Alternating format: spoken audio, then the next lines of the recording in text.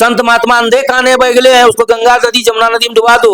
उसके बाद कहा भगवान का बाप झूठ बोल सकता है, हम नहीं बोल सकते हैं। सनातन का इस तरह से अपमान करने वाले व्यक्ति के समर्थित उम्मीदवारों को डॉक्टर एसएम झा समर्थन कर दें, ये कदापि नहीं हो सकता है। भगवान भी निर्दलीय चुनाव नहीं जीत सकते हैं। भगवान भी निर्दलीय चुनाव, इतनी घमंड यादव की बात, इतना अकड़, चाहे पप्पू यादव और लप्पू यादव की बात करिए नहीं है। मैं ये कह रहा हूं कि इतनी अकड़ एक्सीडेंटल एमपी साहब, इतनी अकड़ ठीक नहीं है, क्योंकि उस समय हम लोगों ने भी आपकी मदद की थी, क्योंकि आप जीते नहीं थे, आप संतोष कुशवाहा के एंटी इनकम्बेंसी से सांसद बन गए थे, क्योंकि लोगों के मन में संतोष कुशवाहा के उस समय के चाल चलन क्रियाकलाप से गहरा रोष था।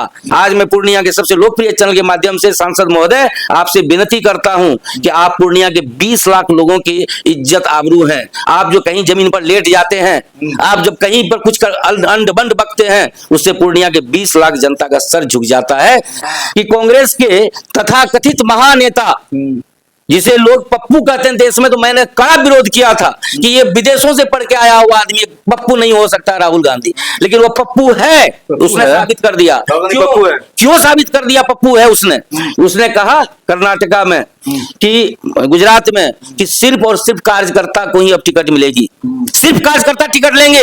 लेकिन मैं पूर्णिया परिप्रेक्ष्य में आपको पूछना चाहता हूं, बनमनखी का टिकट कांग्रेस ने किसको दिया? उसने भाजपा से त्याग पत्र भी नहीं दिया था, कांग्रेस की सदस्यता भी नहीं ली थी, वो टिकट लेकर के आ गए कांग्रेस से मैदान में। यही है आपकी चेस्टिटी, यही है आपका संदेश। राजमाता जो कहेगी, राजकुमार जो कहेंगे वही होगा। उसके बाप का नौकर है कोई क्या जो उसके लिए लड़ाई करेगा रोड पर, टिकट देगा अपने मन के अनुसार? वो उसको भी कांग्रेस ने टिकट दे दिया। बाकी जो कांग्रेसी थे, मुसलमानों को कांग्रेस ने ठेंगा दिखा दिया, जो समर्पित कार्यकर्ता थे उसको कांग्रेस ने ठेला दिखा दिया। इस सोने का आभूषण स्वर्णकार ही बना सकते हैं, लोहार नहीं बना सकते।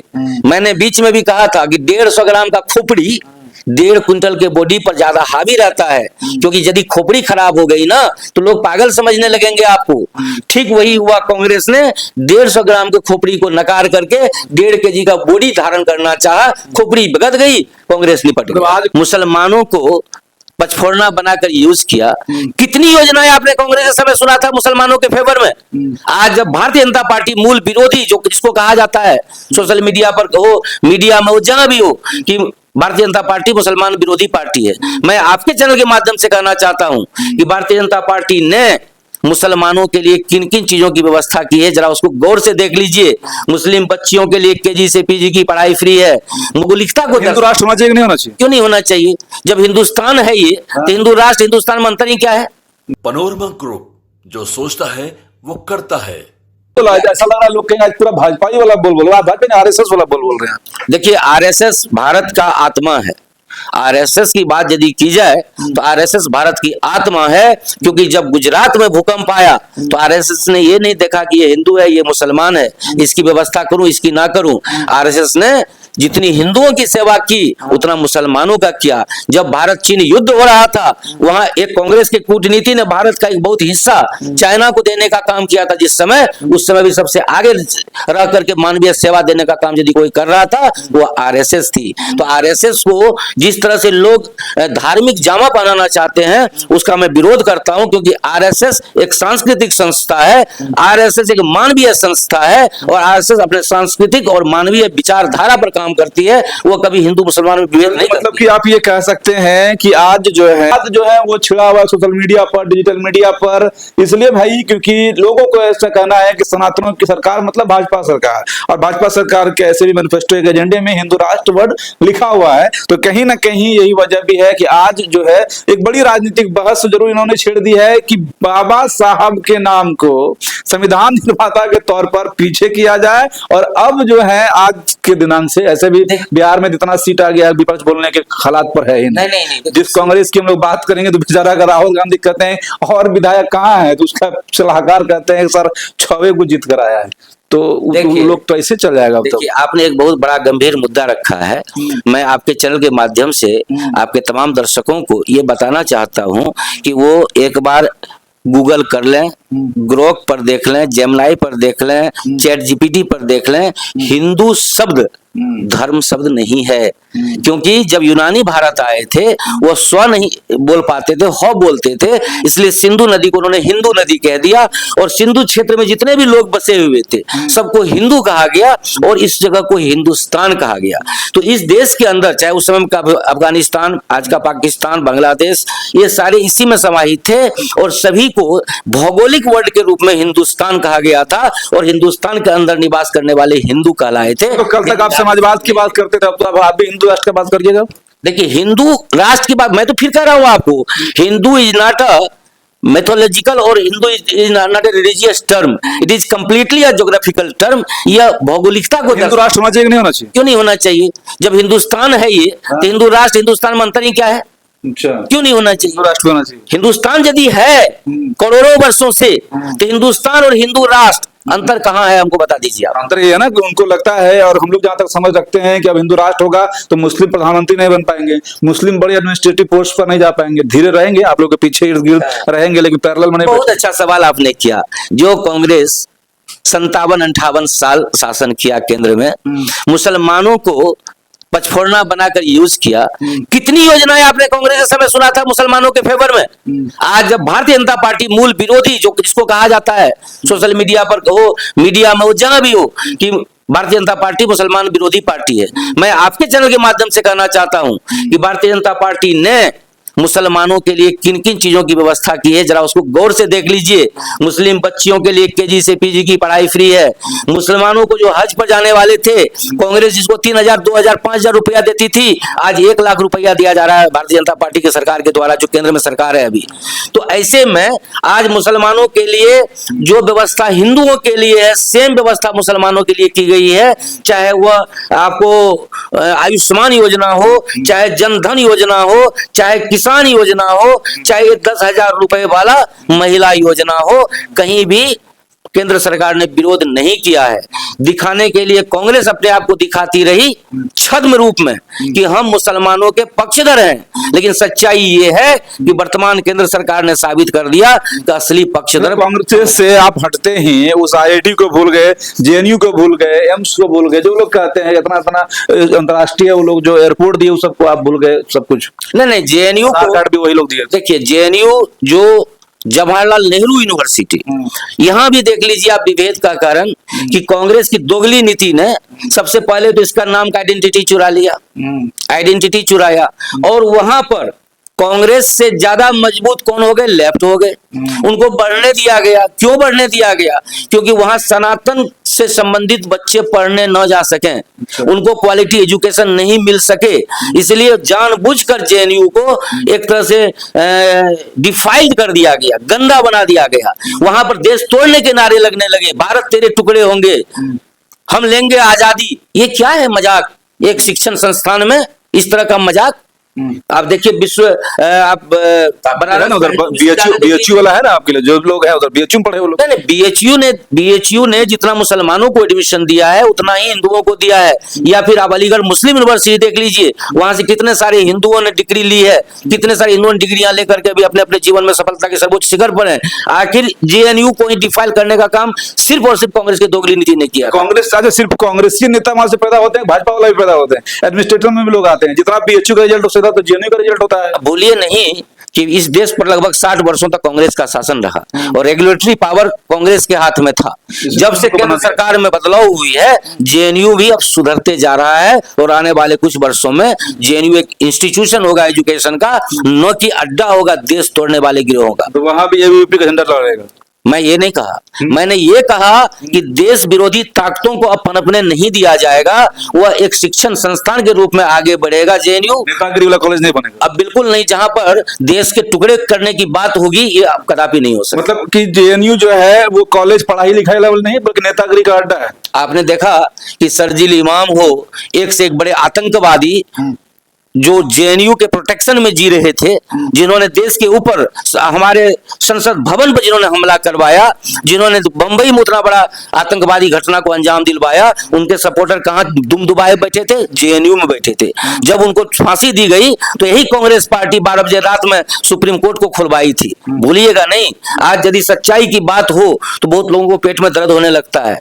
लोग कहते हैं कि मैंने अपना सुर बदल, नहीं, मैंने कांग्रेस में घुसकर कांग्रेस को सुधारने का प्रयास किया था, लेकिन आपने देखा पूर्णिया की ही बात यदि की जाए तो आपने देखा मुझे 2 बार अध्यक्ष बनने से रोका गया, बारात रोका गया क्योंकि मैं ब्राह्मण था, मुझे नहीं दिया बनने। 14 प्रखंड अध्यक्षों ने मेरा चुनाव किया, एपीआरओ, पीआरओ, डीआरओ, प्रभारी सब ने मेरा चुनाव किया, और अचानक से प्रदेश अध्यक्ष ने कहा कि आप अपना जो अध्यक्ष पद का जो है ना आपका एप्लीकेशन पॉकेट में लेके घूमते रहिए, जिसको मन होगा उसको मैं अध्यक्ष बनाऊंगा। कांग्रेस की इसी दोगली नीति के कारण कांग्रेस का सर्वनाश हो गया। इस बार लगा ना कि हम लोग दलित कार्ड खेलते हैं, दलितों को ज्यादा आगे करते हैं, इसलिए आपका राम जी को अध्यक्ष बनाया गया, यादव जी को यहाँ का जिलाध्यक्ष बनाया गया, उम्मीदवार भी यादव को बनाया गया। एक चीज मैं आपको बताना चाहूंगा कि सोने का आभूषण स्वर्णकार ही बना सकते हैं, लोहार नहीं बना सकते। मैंने बीच में भी कहा था कि 150 ग्राम का खोपड़ी 1.5 क्विंटल के बॉडी पर ज्यादा हावी रहता है, क्योंकि यदि खोपड़ी खराब हो गई ना तो लोग पागल समझने लगेंगे आपको। ठीक वही हुआ, कांग्रेस ने 150 ग्राम के खोपड़ी को नकार करके 1.5 kg का बॉडी धारण करना चाहा, खोपड़ी बिगड़ गई, कांग्रेस निपट गई। तो आज कांग्रेस जब जो है स्थितियां सही नहीं रह रही है तो आप आज कांग्रेस के खिलाफ हो गए। कल तक जब कांग्रेस मजबूत थी तो आप कांग्रेस के साथ। मैं कांग्रेस के खिलाफ कल भी था, बीच में एक ब्रेक लिया था, टी ब्रेक, उसके बाद फिर से कांग्रेस के खिलाफ हूँ। फिर कांग्रेस के खिलाफ हो, बिल्कुल। 19 से वो 6 पर आ गया तो आप भी उधर चले गए।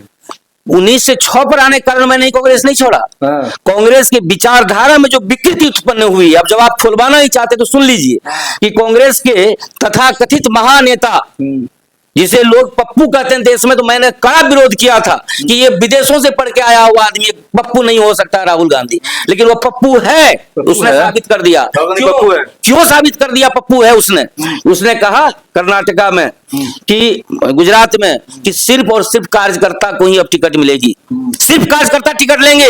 लेकिन मैं पूर्णिया परिप्रेक्ष्य में आपको पूछना चाहता हूं, बनमनखी का टिकट कांग्रेस ने किसको दिया? जिसने भाजपा से त्याग पत्र भी नहीं दिया था, कांग्रेस की सदस्यता भी नहीं ली थी, वो टिकट लेकर के आ गए कांग्रेस से मैदान में। यही है आपकी चेस्टिटी, यही है आपका संदेश। जब ये पप्पू को इसके लोग नहीं मानते तो जनता कैसे उस पर भरोसा कर लेगी? आपने देखा एक कोई जदयू सूचक के आया, उसको टिकट मिल गया, एक भाजपा में रहते हुए कांग्रेस का टिकट ले आया, एक जो सर्वदलीय नेता था, सर्वदलीय सभी दल में जाता था वो, उसको भी कांग्रेस ने टिकट दे दिया। बाकी जो कांग्रेसी थे, मुसलमानों को कांग्रेस ने ठेंगा दिखा दिया, जो समर्पित कार्यकर्ता थे उसको कांग्रेस ने ठेला दिखा दिया। यानी कांग्रेस अभी भी उसी विचारधारा पर चलती है कि राजमाता जो कहेगी, राजकुमार जो कहेंगे वही होगा। उसके बाप का नौकर है कोई क्या जो उसके लिए लड़ाई करेगा रोड पर, टिकट देगा अपने मन के अनुसार? वो ये नहीं होगा। भाजपा वाला खाली कार्यकर्ता टिकट देता है। मैंने ये नहीं कहा, मैंने ये नहीं कहा कि भाजपा वाला कार्यकर्ता को टिकट देता है या नहीं, लेकिन एक बात तो मैं आपके चैनल पर दावे के साथ कह सकता हूं कि पूरे दुनिया में यदि कार्यकर्ताओं का सबसे ज्यादा सम्मान कोई पार्टी करती है तो वह भारतीय जनता पार्टी करती है, क्योंकि मैं वहां रह के देख चुका हूं। इसलिए आप उधर से उधर आ गए। आने जाने की बात मैं नहीं कर रहा हूं, आपने पूछा यदि भारतीय जनता पार्टी में 1-2 उम्मीदवार 1-2% उम्मीदवार थोपे जाते हैं तो कांग्रेस पार्टी में 1-2 उम्मीदवार मेरिट पर चुने जाते हैं। अब आप पूरी तरह से फिट हैं, अब आप पूरी तरह से फिट हो गए हैं। जैसा आपकी मानसिकता है, जिस जाति से आप बिलोंग करते हैं, जिस सोच के हैं, वो सब भाजपा वाला से उधर। देखिए, मेरा सोच कल भी पूर्णिया हित में समर्पित होना था, आज भी मेरा सोच पूर्णिया हित में समर्पित होना है। और मैं आपके चैनल के माध्यम से आप जैसे युवा पत्रकार साथियों के मेहनत को जो कामयाबी मिली है, आप शायद जानते होंगे कि पूर्णिया में विद्युत शब्दागिरी की सबसे पहली मुहिम मैंने उठाया था, और मैंने कहा था कि गरीब हिंदुओं के लिए जिनका लाश फेंका जाता है, शब्दागिरी विद्युत जरूरत है यहाँ की। और आज केंद्र सरकार, राज्य सरकार, नगर निगम के सहयोग से पूर्णिया में खूबसूरत विद्युत शब्दागिरी बनकर तैयार हो गया है। मैंने 2023 में 22-23 में जब चुनाव था नगर निगम का, तो उस समय मैंने कहा था कि जहां जहां खाली जगह होगी वहां मैं पार्क बनवाऊंगा, शहर का लाइटिंग व्यवस्था सुदृढ़ करूंगा और यहाँ का एक चाक चौबंद व्यवस्था करूंगा नालियों का, जिससे पूर्णिया वाटर लॉक्ड ना हो। आज कहीं न कहीं जिस आईएएस ऑफिसर से मेरी लड़ाई हुई थी, आरिफ हसन से, जो यहाँ के नगर आयुक्त थे, उन्होंने मेरे इस विजन को धरातल पर उतारने का प्रयास किया है। चाहे थाना चौक हो, चाहे जेल चौक हो, चाहे ध्रुव उद्यान के बगल में हो, दर्जनों जगह आप देख सकते हैं कि छोटे छोटे पार्क बने हैं। सारा शहर लाइट से जगमगा रहा है। और रही बात पूर्णिया की शांति व्यवस्था को लेकर के, जो मैं फिक्रमंद था चुनाव से पहले, और मैंने अपील करी थी कि पूर्णिया की शांति अक्षुण्ण रहनी चाहिए, क्योंकि जब शासन में आने से पहले कट्टा लहराने की बात होने लगी हो तो ऐसे लोगों को शासन में समर्थन देना उचित नहीं, महा अनुचित है। क्योंकि बिहार ने शिल्पी जैन हत्याकांड को नहीं भुलाया था, चंपा विश्वास बलात्कार कांड को भी नहीं भुलाया था। तो वो दहशत, जिस तरह से मैंने सोचा था कि कांग्रेस बदल जाएगी मेरे आने के बाद और कांग्रेस सनातन का अपमान नहीं करेगी, कांग्रेस समर्थित जिस व्यक्ति को कांग्रेस कभी बाहर से कहती है मेरा कोई नहीं है, अंदर से उसके बिना टिकट नहीं देती है, बाहर से कहती है मेरा कोई नहीं है, उसके बिना प्रेस कॉन्फ्रेंस नहीं करती है, वो उसने कहा क्या, भगवान कुत्ता बिल्ली है, संत महात्मा अंधे काने बैगले हैं, उसको गंगा नदी जमुना नदी में डुबा दो।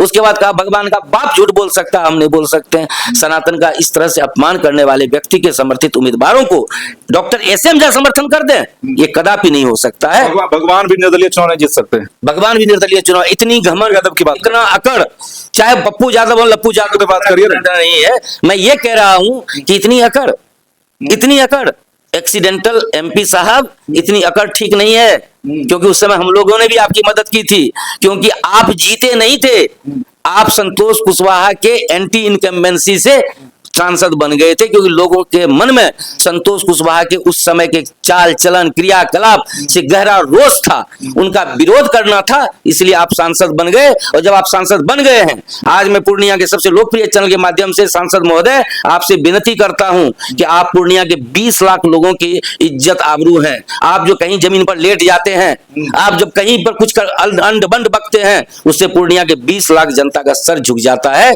आप सांसद हैं, सांसद की गरिमा का ध्यान रखते हुए आप अपना वक्तव्य दें। और पूर्णिया के जो 20 लाख लोगों ने, चाहे वोट आपको दिया हो या नहीं दिया हो, आपको अपना नेता माना है, और अगले चुनाव तक जब तक आप नेता हैं, आपको उस नेतृत्व को निभाने की जरूरत है। मैं आपसे विनती करता हूं कि आप अपनी गरिमा को बचाए रखें, क्योंकि आप जब जमीन पर लेटते हैं तो पूर्णिया के 20 लाख लोगों का सर झुक जाता है। आप जब कुछ उल्टा पुल्टा बोलते हैं तो पूर्णिया के 20 लाख लोगों का सर झुक जाता है। उस 20 लाख में एक मैं भी हूं।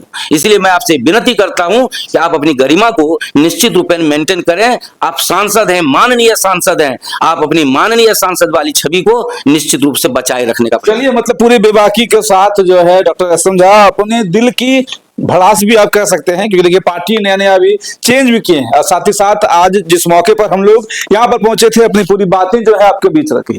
बाकी इनके विचार आपको कैसा लगे कमेंट में आप भर कर लिखिएगा जरूर, और वीडियो को शेयर भी करिएगा। जय हिंद।